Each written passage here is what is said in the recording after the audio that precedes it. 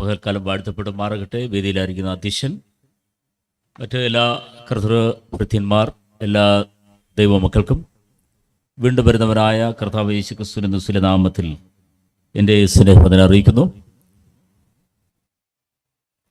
ഈ mission expo തുടങ്ങിയതിൻ്റെ പ്രാരംഭം മുതൽ ഇതുവരെയും ഒരു പ്രാവശ്യം മാത്രം അടിയനെ സംബന്ധിക്കുവാൻ കഴിയാതെ പോയി. ബാക്കിയുള്ള സന്ദർഭങ്ങളൊക്കെ കടന്നു സഹകരിപ്പാനെ കൊണ്ട് ദൈവം കൃപ ചെയ്തുകൊണ്ടിരിക്കുന്നു. ഇതിൻ്റെ സൗത്ത് സോണൽ പ്രസിഡൻ്റായിട്ട് സൗനോനിഷിപ്പാനൊക്കെ ദൈവം കൃപ ചെയ്തുകൊണ്ടിരിക്കുന്നു. കഴിഞ്ഞ വർഷം ധാരാളം ആളുകളുണ്ടായിരുന്നു.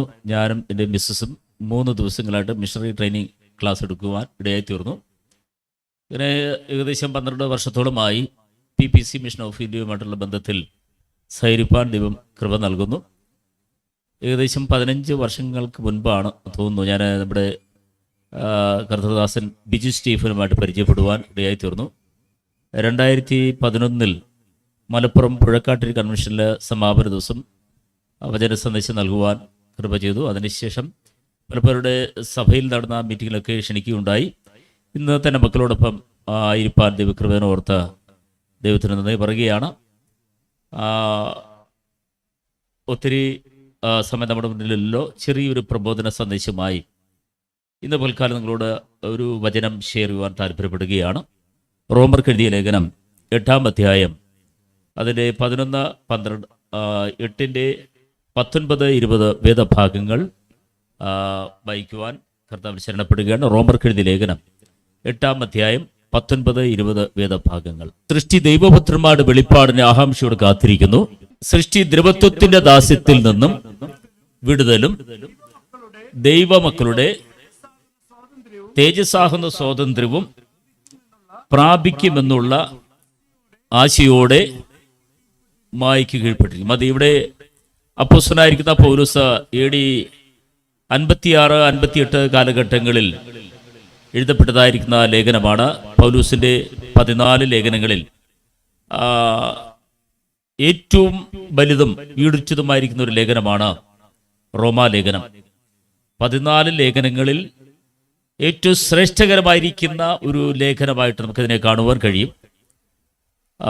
വളരെ ആലങ്കാരികമായിരിക്കുന്ന ഭാഷയിൽ സാഹിത്യ ശകലങ്ങൾ ഉപയോഗിച്ചുകൊണ്ട് പരിശുദ്ധാത്മാവിന്റെ നിയോഗപ്രകാരം അപ്പോസ്തലനായിരിക്കുന്ന പൗലോസ് എഴുതപ്പെട്ടതായിരിക്കുന്ന ഒരു ലേഖനമാണ്.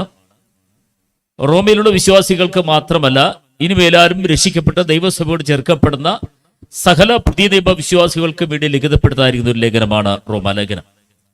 അത് നമുക്കറിയാം. വളരെ കൂലങ്കുഷമായി ചിന്തിക്കുമ്പോൾ വളരെ ആഴമായി അത് പഠിക്കേണ്ടിയിരിക്കുന്നു.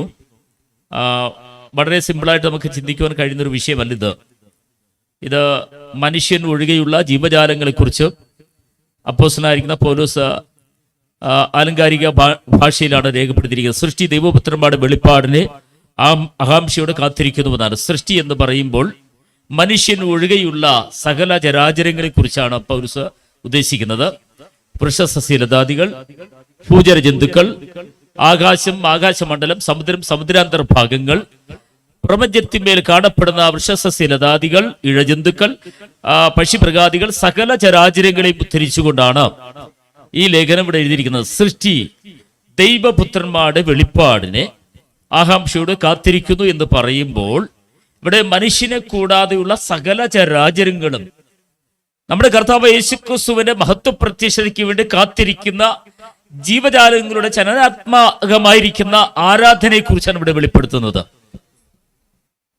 എത്ര പേർക്ക് മനസ്സിലാകുന്നു എനിക്കറിയത്തില്ല. കാരണം ഇവിടെ തമിഴ് ഭാഷ, അതുപോലെ ഹിന്ദി ഭാഷ, മലയാളത്തിൽ വ്യത്യസ്തമായിരിക്കുന്ന സാംസ്കാരിക നിലവാരങ്ങളിൽ സംസാരിക്കുന്നവരാണ്. അപ്പോൾ എൻ്റെ ഭാഷ എത്രത്തോളം നിങ്ങൾക്കത് ഗ്രഹിക്കുന്നു എനിക്കറിയത്തില്ല. എങ്കിലും വളരെ സിമ്പിളായിട്ട് ഞാൻ പറയുവാൻ താല്പര്യപ്പെടുകയാണ്. അപ്പോൾ ഇവിടെ മനുഷ്യൻ ഒഴികെയുള്ള സകല ചരാചരങ്ങളും നമ്മുടെ വാഴ്ത്തപ്പെടുന്നതായ ക്രിസ്തുവിന്റെ പുനരുത്ഥാനത്തിന് വേണ്ടിയിട്ട് ഇവിടെ കാത്തിരിക്കുന്നുവെന്നാണ്.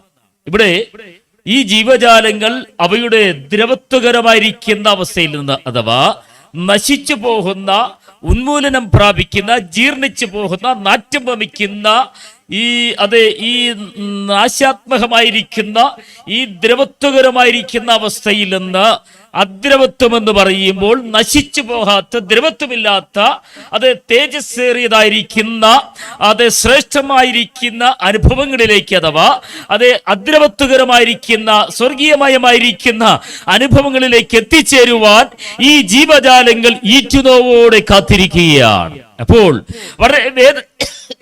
വളരെ വേദനാജനകാത്മകമായിരിക്കുന്ന, ക്ലേശപൂരിതമായിരിക്കുന്ന, പാപമംഗലമായിരിക്കുന്ന അവസ്ഥയിൽ നിന്ന്, ഈ ശാപഗ്രസ്തമായിരിക്കുന്ന അവസ്ഥകളിൽ നിന്ന്, അത് ഈ നാശയോഗ്യമായിരിക്കുന്ന അത് ലോകത്തിന്റെ നാശത്തിൽ നിന്ന് വീണ്ടെടുപ്പിന് വേണ്ടി സകല ജീവജാലങ്ങളും ദൈവപുത്രന്മാരുടെ വെളിപ്പാടിനെ ആകാംക്ഷയോട് കാത്തിരിക്കുകയാണ്. എപ്പോഴാണ് നമ്മുടെ കർത്താവ് യേശുക്രിസ്തുവിന്റെ മടങ്ങി വരവിൽ കർത്താവ് തൻ ഗംഭീരനാദത്തോടും പ്രധാന ദൂതന്റെ ശബ്ദത്തോടും ദൈവത്തിന്റെ കാഹളം ധ്വനിയോടും കൂടെ ക്രിസ്തുവിൽ മരിച്ചവർ മുൻപ് ഉയർത്തെഴുന്നേൽക്കപ്പെടും. പിന്നെ ജീവനോടെ ശേഷിക്കുന്ന നാം അവരെ എതിരേൽക്കുവാൻ മേഘങ്ങളിൽ എടുക്കപ്പെടും. ആ ഒരു അസുലഭാവസരത്തിന് വേണ്ടിയിട്ട് ഈ ജീവജാലങ്ങൾ നോക്കിയിരിക്കുന്നത് മനുഷ്യപുത്രന്മാരുടെ വെളിപ്പാടിനെ എന്ന് പറയുമ്പോൾ കർത്താവിന്റെ മഹത്വ പ്രത്യക്ഷതയ്ക്ക് വേണ്ടി ഒരുങ്ങിക്കാത്തിരിക്കുന്ന, അല്ലെങ്കിൽ മൺമറഞ്ഞു പോയവരും അത് ജീവിച്ചിരിക്കുന്നവരുമായിരിക്കുന്ന ദൈവജനത്തിന്റെ തേജസ്കരിക്കപ്പെട്ട ആ വെളിപ്പാടിന് വേണ്ടി ഈറ്റുനോവോട് കാത്തിരിക്കുകയാണ്. എന്തുകൊണ്ടാണ് ഈ ദ്രവത്വകരമായിരിക്കുന്ന അവസ്ഥയിൽ നിന്ന് അദ്രവത്വകരമായിരിക്കുന്ന അവസ്ഥയിലേക്ക് എത്തുവാൻ ഈ സർവസൃഷ്ടി ജീവജാലങ്ങളും കാത്തിരിക്കുന്നത്? യഹോവയാം ദൈവം മനുഷ്യനെ ഉണ്ടാക്കിയപ്പോൾ അവൻ പാപം ചെയ്ത ദൈവത്തിന് അന്യാധീനപ്പെട്ടു പോയപ്പോൾ 3 വിധ ശാപങ്ങൾ നമുക്ക് ഉൽപ്പത്തി പുസ്തകത്തിൽ പഠിക്കുമ്പോൾ കാണുവാൻ കഴിയുകയാണ്. ഒന്ന് മനുഷ്യനോട് പറഞ്ഞു, നിന്നെ പൊടിയിൽ നിന്ന് എടുത്തിരിക്കൊണ്ട് നീ തിരികെ പൊടിയിലേക്ക് ചേരും. 2 പാമ്പിനോട് പറഞ്ഞു, നീ ഇത് ചെയ്തത് കൊണ്ട് ഊരസ് കൊണ്ട് ഗമിച്ച് നിലത്തെ പൊടിമണ്ണ് നക്കും, പൊടി നിനക്ക് ആഹാരമായി തീരും. 3 പ്രപഞ്ചത്തെ നോക്കിയിട്ട് ദൈവം മനുഷ്യനോട് പറയുകയാണ്, നീ നിമിത്തം ഭൂമി ശപിക്കപ്പെട്ടിരിക്കുന്നുവെന്ന്. ഇങ്ങനെ 3 വിധമായിരിക്കുന്ന ശാപങ്ങൾ ഉൽപ്പത്തി പുസ്തകം പഠിക്കുമ്പോൾ കാണുവാൻ കഴിയുകയാണ്. അപ്പോൾ ഈ ശാപത്തിന്റെ പരിണതഫലമായി അന്ന് നിഷ്കന്മഷ യുഗത്തിൽ ശാപഗ്രസ്തമായിരിക്കുന്ന, ഭംഗിലമായിരിക്കുന്ന, ഈ ദ്രവത്വകരമായിരിക്കുന്ന, നശിച്ചു പോകുന്ന, ഈ ജീർണിച്ചു പോകുന്ന, നാറ്റം വമിക്കുന്നതായിരിക്കുന്ന വസ്തുതകൾ പ്രപഞ്ചത്തിലില്ലായിരുന്നു. നിഷ്കന്മഷ യുഗത്തിൽ, ആത്മീയുഗത്തിൽ സകലതും ശ്രേഷ്ഠകരമായിരിക്കുന്ന, അഥവാ അദ്രവത്വകരമായിരിക്കുന്ന അവസ്ഥയിലാണ് ദൈവം ഈ പ്രപഞ്ചത്തെ സൃഷ്ടിപ്പാനിടയെത്തിയിരുന്നത്. അങ്ങനെ മനുഷ്യൻ പാപം ചെയ്ത് ദൈവത്തിൽ നിന്ന് അന്യാധീനപ്പെട്ടു പോയപ്പോൾ അവന്റെ പാപത്തിന്റെ പരിണത ഫലമായിട്ട് ദൈവം ഈ ഭൂമിയെ ശപിക്കുവാനിടയായി തീർന്നു. അങ്ങനെ ആ ശാപം നിമിത്തമാണ് ഇലകൾ പഴുത്തു വീഴുന്ന, പൂക്കൾ വാടി വീഴുന്ന, കായ്കനികൾ കേടുകൂടുന്ന, വിഷസലതാദികൾ വാടി കരിഞ്ഞു പോകുന്ന, ഉണങ്ങിപ്പോകുന്ന, ജീർണിച്ചു പോകുന്ന, നാറ്റം വമിക്കുന്ന, പട്ടുപോകുന്ന വസ്തുതകൾ പ്രപഞ്ചത്തിലേക്ക് കടന്നു വരണിച്ചത്. അന്ന് മനുഷ്യൻ കടിച്ചു കീറുന്ന സ്വഭാവമില്ലായിരുന്നു. അസൂയോ പകയോ പിണക്കമോ ജാരശിക്കുന്നോ പക്ഷമോ ഇത്യാദി പേർ പറയപ്പെടുന്ന ജഡത്തിന്റെ സ്വഭാവ വൈകല്യങ്ങളൊന്നും നിഷ്കന്മഷ യുഗത്തിലില്ലായിരുന്നു.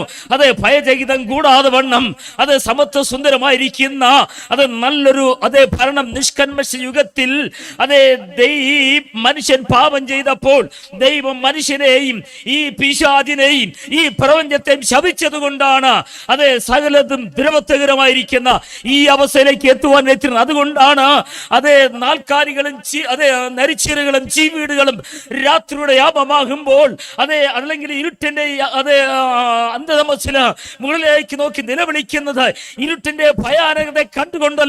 അവയ്ക്ക് പറയുവാൻ കഴിയും, കർത്താവേ, ഞങ്ങൾക്ക് ജീവൻ നൽകി ഞങ്ങൾക്ക് ചലനാത്മശേഷി തന്ന ദൈവം ഇന്നല്ലെങ്കിൽ നാളെ രോഗോപശാന്തിയോടുകൂടി മേഘങ്ങളിൽ പ്രത്യക്ഷപ്പെടുവാൻ സമയമായി. ആ നാഥനെ വീണ്ടെടുപ്പിന് വേണ്ടി സകല ജീവജാലങ്ങളും ഈ ചിതവോട് കാത്തിരിക്കുകയാണ്. അപ്പൊ വെറുതെ ഇരിക്കുകയല്ല, ദൈവം അവയ്ക്ക് നൽകിയ ആ ശക്തി, ആ തേജസ്, ചലനാത്മശേഷി വെളിപ്പെടുത്തിക്കൊണ്ട് അവ ദൈവത്തെ സ്തുതിച്ചുകൊണ്ടിരിക്കുകയാണ്.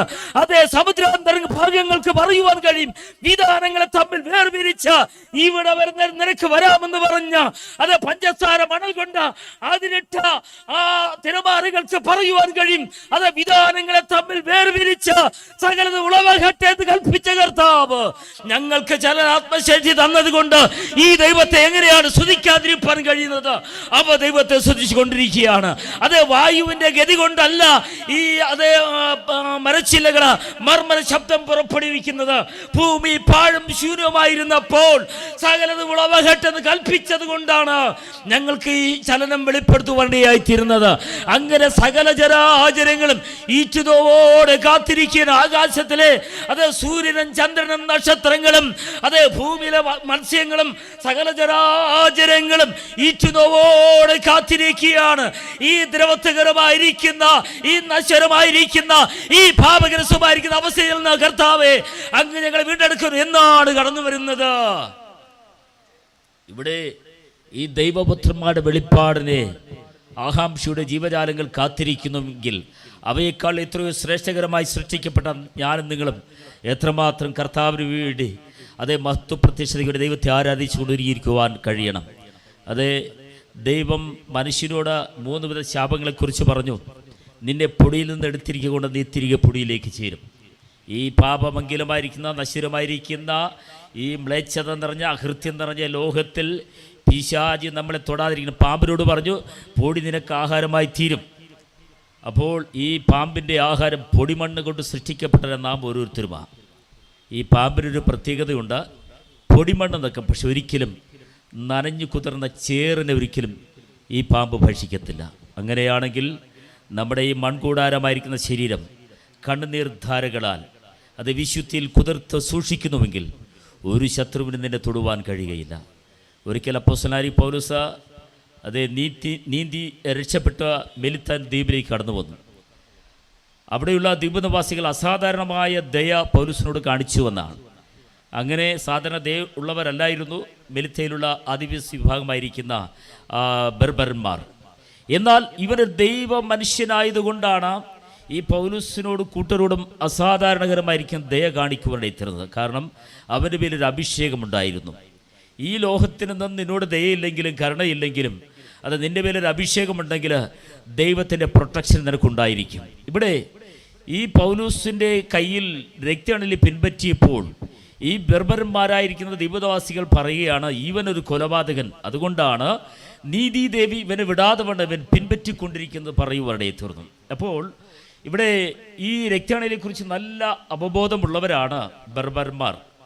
ഓരോ പാമ്പിൻ്റെയും ക്ഷുദ്രജീവികളുടെയും വിഷത്തിൻ്റെ വീര്യം ഇവർക്കറിയാം. എന്നാൽ ചരിത്രം പഠിക്കുമ്പോൾ ഈ രക്തഅണലി മനുഷ്യനെ കടിച്ചില്ലെങ്കിലും അതിൻ്റെ കശേരുക്കൾ മനുഷ്യ ശരീരത്തിൽ സ്പർശിച്ചു കഴിഞ്ഞാൽ ക്ഷണത്തിൽ ഓരോ രോമകൂപത്തിൽ നിന്നും രക്തധമനികൾ പൊട്ടിയൊഴുകിയ ക്ഷണത്തിൽ മനുഷ്യൻ രക്തം വാർന്ന് മരണപ്പെടുമെന്നാണ്.